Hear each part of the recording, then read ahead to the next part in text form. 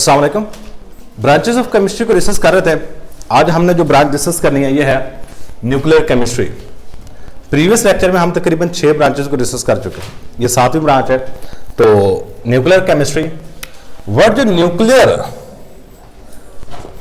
इसका मतलब जो है वो बेसिकली रिलेटेड टू न्यूक्लियस होता है, रिलेटेड टू न्यूक्लियस। अब ये न्यूक्लियस क्या होता है? देखो, अगर हमारे पास ये एक एटम है, अब एटम के जो बिल्कुल सेंटर होता है ना, सेंटर में होती है 2 चीजें, प्रोटॉन और इसके अलावा होते हैं न्यूट्रॉन, और बाहर वाली साइड में होते हैं इलेक्ट्रॉन्स। ये बिल्कुल जो सेंटर में है इसको कहते हैं न्यूक्लियस। अब अगर न्यूक्लियस की स्टडी की जाए, सिर्फ न्यूक्लियस की स्टडी हमारे पास कहलाती है न्यूक्लियर केमिस्ट्री।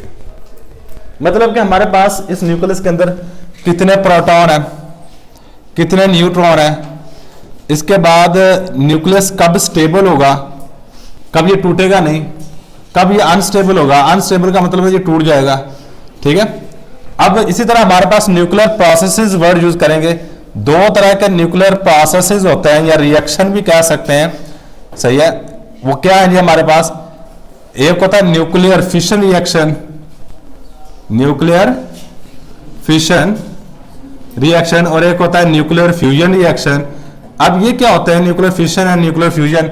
न्यूक्लियर फिशन की बात करें तो हमारे पास जो एक बड़ा न्यूक्लियस है ये टूट के 2 छोटे न्यूक्लियस बना देगा, सही है। और यहां पे न्यूक्लियर फ्यूजन में ऑपोजिट होता है, 2 छोटे न्यूक्लियस आपस में मिलते हैं और हमारे पास एक बड़ा न्यूक्लियस बन जाता है,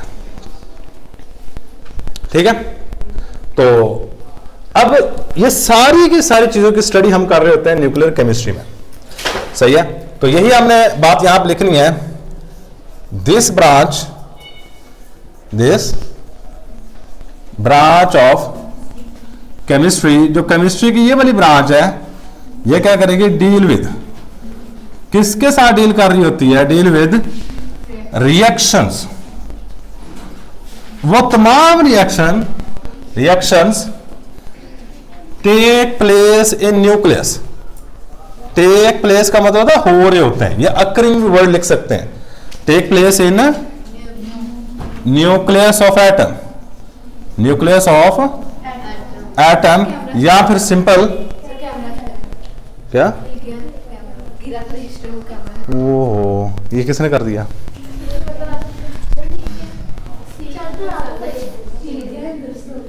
ये किसने लाया? भाई तुझे लाता, अफसोस की बात है। चलो कोई नहीं, सही आ रहा है, चलो कोई नहीं।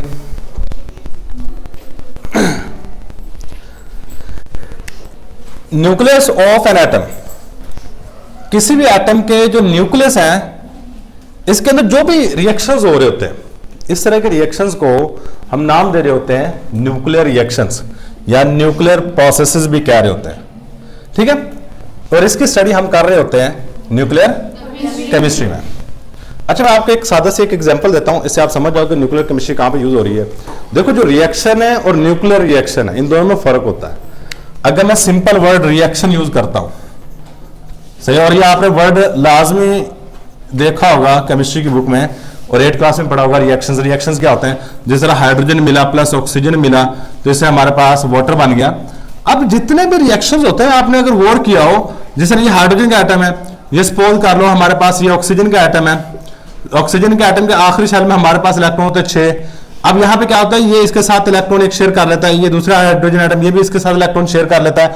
अब ना, जब भी रिएक्शन होता है, नॉर्मल रिएक्शन की बात कर रहा हूं, उसमें आपका न्यूक्लियस जो होता है इसको कुछ भी नहीं होता, सिर्फ बाहर से जो इलेक्ट्रॉन्स होते हैं ना, ये ले रहा होता है, कोई एटम दे रहा होता है, सिर्फ ये काम हो रहा होता है, ठीक है। तो न्यूक्लियस को नॉर्मल रिएक्शन जो बुक के अंदर हमने जितने भी पढ़े हैं उनमें सिर्फ क्या होता है? न्यूक्लियस को कुछ भी नहीं होता, सिर्फ बाहर से जो न्यूक्लियस के इर्द गिर्द इलेक्ट्रॉन्स हैं, सिर्फ इलेक्ट्रॉन ले रहे होते हैं, दे रहे होते हैं और आपस में जुड़ रहे होते हैं। इस चीज को नॉर्मल रिएक्शन कहते हैं। न्यूक्लियर रिएक्शन में क्या होगा कि एक बड़ा एटम होगा, ये एक एटम है, इसके अंदर बड़ा वाला न्यूक्लियस होगा, ठीक है।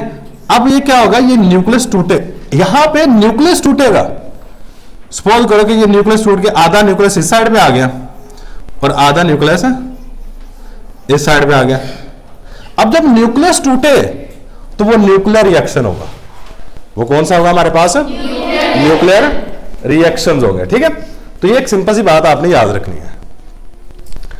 अब इसके अलावा हम केमिस्ट्री की इस ब्रांच के अंदर कौन कौन सी चीजें डिस्कस कर रहे होते हैं, तो this branch of chemistry, this branch of chemistry also deal with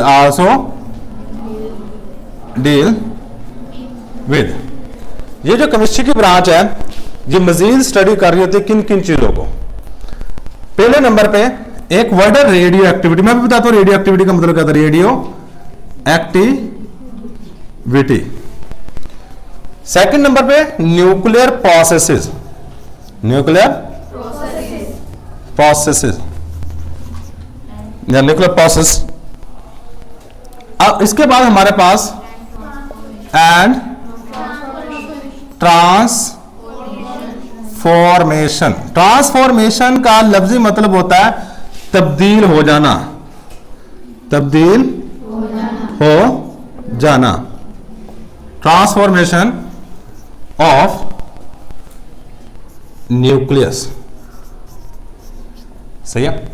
अब इसमें पहला वर्ड है रेडियो एक्टिविटी। रेडियो एक्टिविटी का मैं अगर उर्दू में मतलब लिखूं तो मतलब इसका होगा खुद बखुद शुआएं खारिज करना, खारिज करना।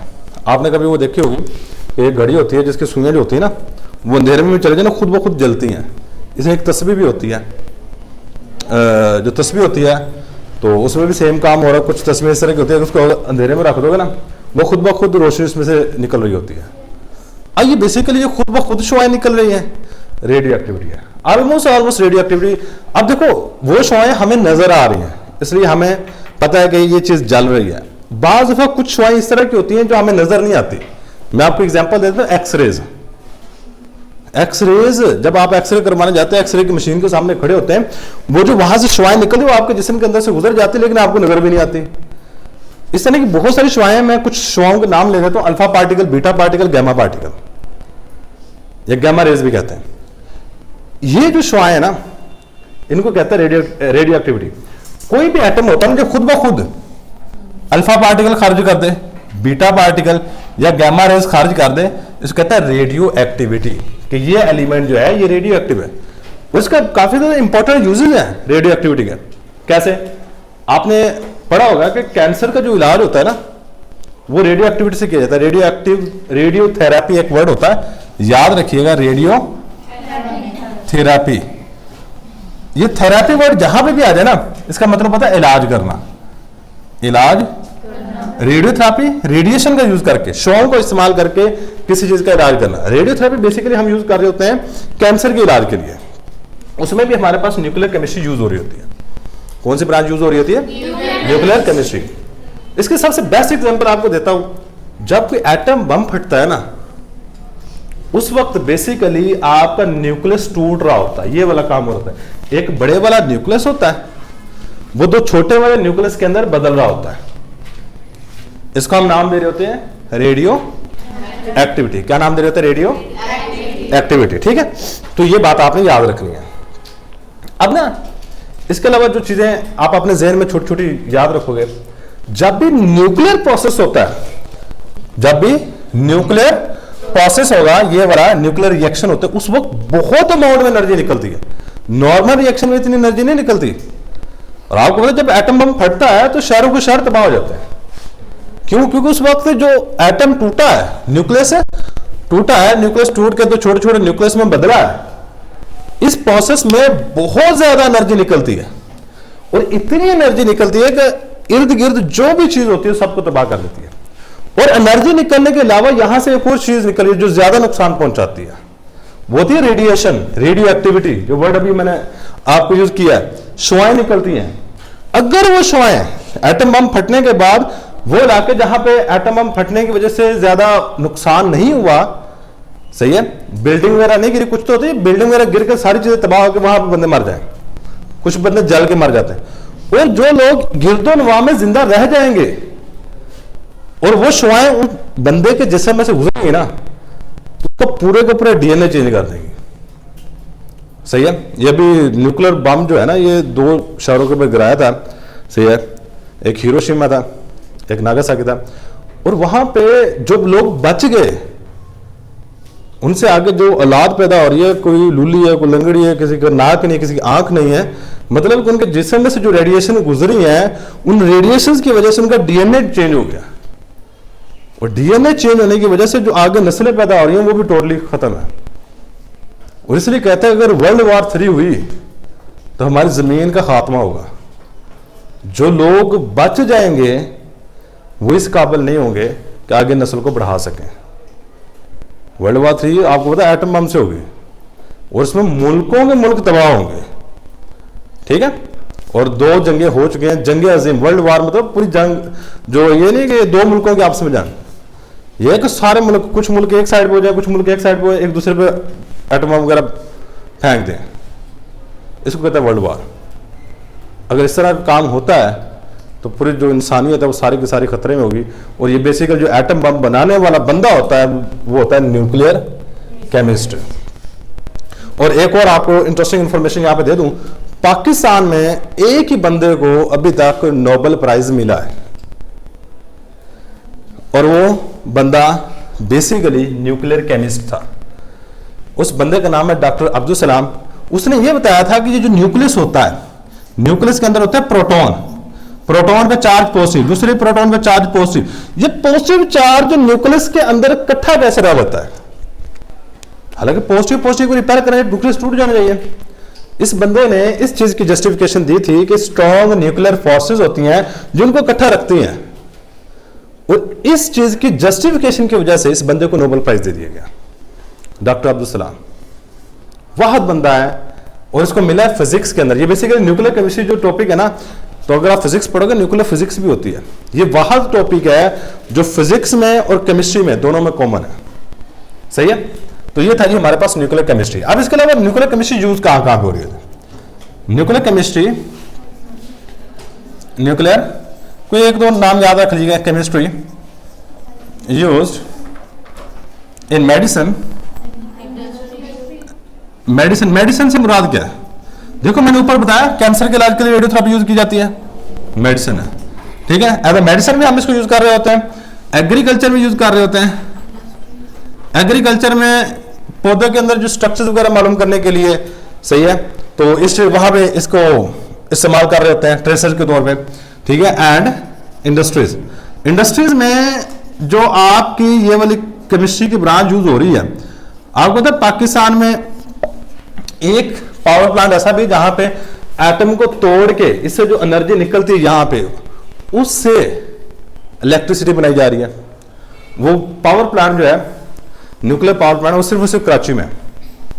ठीक है। तो वहां पे क्या किया जाता है, देखो जो एक एटम बम किसी जगह गिरा और इतनी अमाउंट में एनर्जी निकली, हर जगह चीज तबाही होगी। अब ना उसी एनर्जी को अगर हम यूज करके इलेक्ट्रिसिटी बनाना चाहें, ये भी पॉसिबल है। और पूरे दुनिया के अंदर ये काम किया जा रहा है।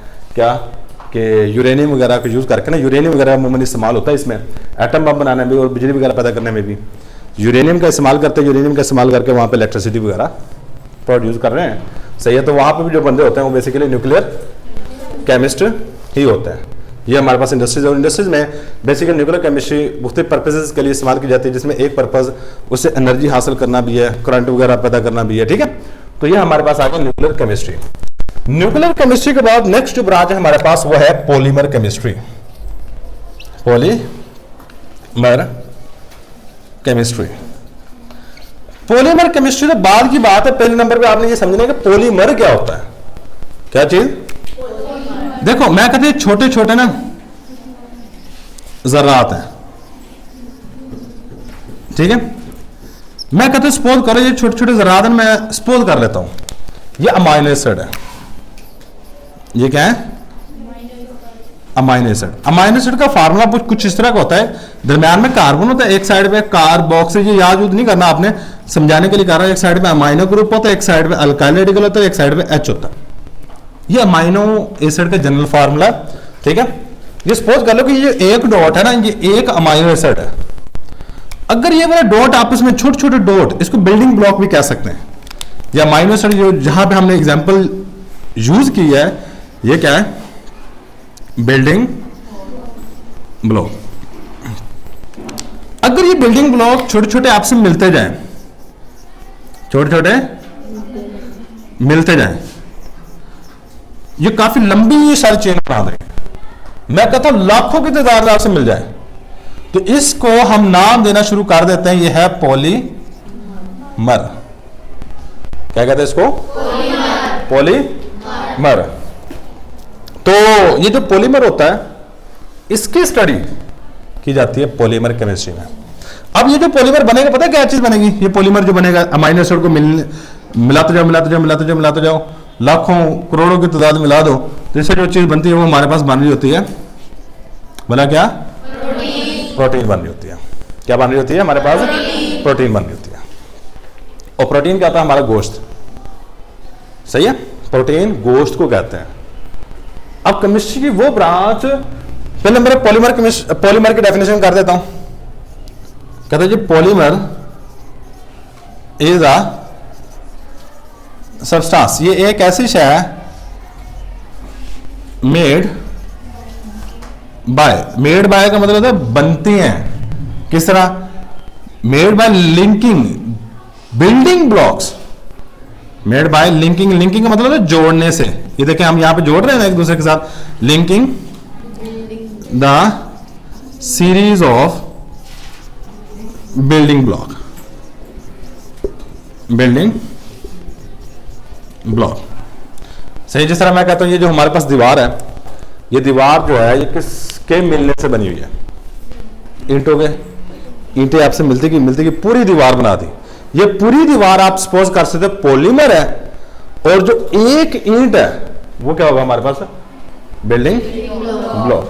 बिल्डिंग ब्लॉक के मिलने से हमारे पास क्या बन जाता है? पॉलीमर। अब ये जो पॉलीमर बन गया, इसकी स्ट्रक्चर, इसकी कंपोजिशन, ये बना किस तरह है, बनाने का तरीका का जो डिस्कस करेंगे, ये कार्य होते हैं हम polymer. This branch of chemistry, ये जो ब्रांच होती है केमिस्ट्री की, ये क्या करती है? Deal with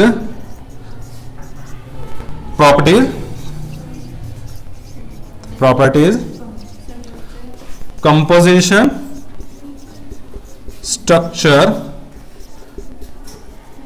and synthesis of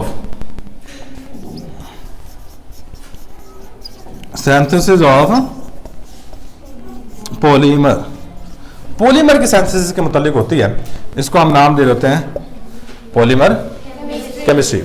अब जो पॉलीमर होता है ना, ये बेसिकली दो तरह के होते हैं। एक होता है जो अल्लाह पाक ने बनाया है और इसमें हमने कोई लैब के अंदर कोई चीज ना बनाई हो, इसको कहते हैं नेचुरली अकरिंग पॉलीमर। इंसान के जिस्म में जितने भी पॉलीमर पाए जाते हैं, काफी सारे पॉलीमर इंसान के जिस्म में पाए जाते हैं, ये नेचुरली अकरिंग पॉलीमर है। तो ये बेसिकली पॉलीमर केमिस्ट्री में आएंगे। नेचुरली अकरिंग पॉलीमर्स हमारे पास होते हैं प्रोटीन, कार्बोहाइड्रेट, लिपिड। सही है। Naturally occurring polymers are, third point यहां पे, नेचुरली अकरिंग पॉलीमर्स आर, कौन कौन से हैं? प्रोटीन, ये जिस तरह ये मैंने बताया, कार्बोहाइड्रेट्स भी सेम इसी तरह बनते हैं, कार्बोहाइड्रेट्स एंड लिपिड्स। मैं इसके अलावा बहुत सारे पॉलीमर्स की आपको एग्जांपल दे दूं जो हमारी नॉर्मल जिंदगी में इस्तेमाल होता है। सही है। सबसे पहली बात, ये जो वायर है, इसके बाहर साइड में ये प्लास्टिक है, ये भी पॉलीमर है। ठीक है। इस तरह ये हमारे पास जो स्विच वगैरह लगे हुए हैं, बटन वगैरह, ये भी पॉलीमर है। घरों में जो पाइप इस्तेमाल करते हैं, ये सारे ये थे नेचुरली, ये बनाए इंसानों ने। ठीक है, आर्टिफिशियल है। सही है। जो घरों में पाइप होते हैं पानी वगैरह देने के लिए जो इस्तेमाल करते हैं, पॉलीमर है। सही है। इस तरह जो मोबाइल के पाउच होते हैं, जितने मोबाइल, वो सारे के सारे पॉलीमर्स हैं। ठीक है। घरों में जो भी रस्सी इस्तेमाल की जाती है, मैक्सिमम रस्सियाँ जो हैं वो पॉलीमर्स होती हैं। सही है, तो ये था जी हमारे पास पॉलीमर केमिस्ट्री। यहाँ पे ये जो मुख्तलिफ चीज़ें हमने मार्केट के अंदर लगाई हुई हैं, सही रस्सियाँ ये आपको यूज़ होती हैं, मोबाइल के पाउच, इसके अलावा ये जो तार के ऊपर इंसुलेशन है ये भी यूज़ होती है। अब इनको कैसे बनाया है, इनको बनाने के लिए किन किन चीज़ों की ज़रूरत है, कैसे बना सकते हैं, सही है, इसकी कॉस्ट को कैसे कम कर सकते हैं, ये सारी की सारी जो चीज़ें डिस्कस करेंगे। सही है, ये डिस्कस कर रहे थे किसमें, पॉलीमर केमिस्ट्री में। पॉलीमर केमिस्ट्री की बात बता दूं, ये प्रीवियस ईयर्स जितने भी आपकी बुक्स आई हैं उनमें पॉलीमर केमिस्ट्री का टॉपिक नहीं था, ये इस साल इन्होंने इंक्लूड की है। न्यू ब्रांच है, न्यू ब्रांच तो नहीं है, पुरानी बहुत ज़्यादा ब्रांच है, लेकिन ये आपकी बुक के अंदर इस साल इंट्रोड्यूस करवाया पॉलीमर केमिस्ट्री। प्रीवियस ईयर जो बुक थी उसमें पॉलीमर केमिस्ट्री नहीं थी, ये साल है। ठीक है, तो ये था हमारे पास पॉलीमर केमिस्ट्री। आज के लिए इतना ही, अल्लाह हाफिज़।